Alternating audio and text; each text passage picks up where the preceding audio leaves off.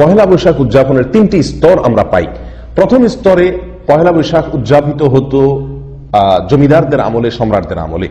জমিদাররা তাদের সাধারণ মানুষের কাছ থেকে যে ট্যাক্স বা খাজনা সংগ্রহ করত ফসলের, সেটা চৈত্র মাসের শেষে, বছরের শেষে খাজনা সংগ্রহ করা হয়ে গেলে আনন্দ স্বরূপ, উৎসব স্বরূপ খুশি হয়ে তারা পহেলা বৈশাখে মানুষের মাঝে মিষ্টি বিতরণ করতেন এবং সাধারণ মানুষও সেই মিষ্টি সানন্দে গ্রহণ করতেন এবং নিজেরা আনন্দ ভাগাভাগি করতেন, কারণ খাজনা রাজনা পরিশোধ হয়ে গেছে, তাদের মধ্যেও একটা নির্ভার একটা ভাব চলে আসতো।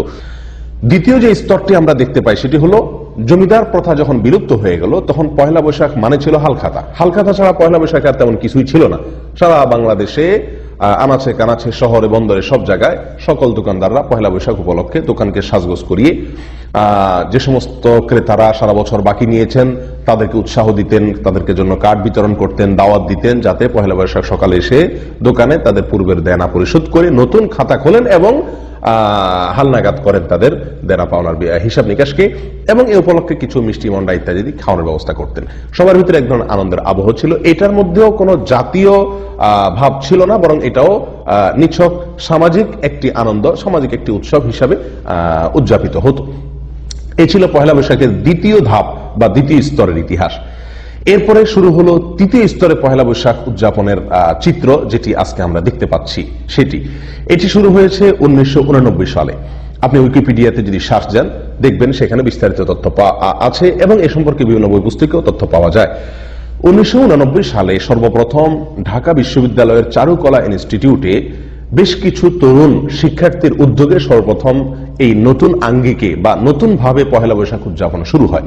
আর এদের মূলে যারা ছিলেন সংগঠক হিসাবে, তাদের মধ্যে অন্যতম ছিলেন কলকাতার বারোদার একজন শিক্ষার্থী, যার নাম ছিল তরুণ ঘোষ। এই তরুণ ঘোষ মূল নেতৃত্বে থেকে আরো কিছু যুবক শিক্ষার্থী তারা মিলে এই পহেলা বৈশাখকে নতুন ভাবে উদযাপনের চিন্তা ভাবনা তারা আবিষ্কার করলেন এবং এটা তারা চারুকলা থেকে শুরু করলেন। আর সেটি ছিল আনন্দ শোভাযাত্রা বের করা। অর্থাৎ পহেলা বৈশাখে সকালে চারুকলা থেকে একটা আনন্দ শোভাযাত্রা বের করে কিছুদূর প্রদক্ষিণ করে ঢাকা শহরের বিভিন্ন জায়গায় ঘুরে আবার সেটা চারুকলা এসে শেষ হতো। এই শোভাযাত্রায় তরুণ ঘোষ কলকাতা যেভাবে দেখেছেন, ঠিক তারই আদলে হিন্দুদের বিভিন্ন প্রতিমা, তাদের বিভিন্ন দেবদেবীর বাহন, বিভিন্ন জীবজন্তুর মুখোশ, এগুলোকে সেই শোভাযাত্রায় তারা বহন করত। কিছুদিন যেতে না যেতেই এই আনন্দ শোভাযাত্রাকে নামটিকে পরিবর্তন করে দেওয়া হলো মঙ্গল শোভাযাত্রা। অর্থাৎ এটি কিছুদিনের মধ্যে পরিবর্তিত হয়ে এসে গেল এটার ভিতরে এমন একটি নাম, যে নামটির সঙ্গে হিন্দু ধর্মের বিশ্বাস, তাদের পূজা একেবারে সরাসরি জড়িত, অর্থাৎ মঙ্গল শোভাযাত্রা নাম দেওয়া হলো এবং মঙ্গল শোভাযাত্রা উদযাপন শুরু হলো। আর এই মঙ্গল শোভাযাত্রা এটাই হলো পহেলা বৈশাখের আজকের যুগে সবচাইতে বড় আয়োজন এবং সবচাইতে বিশাল আয়োজন।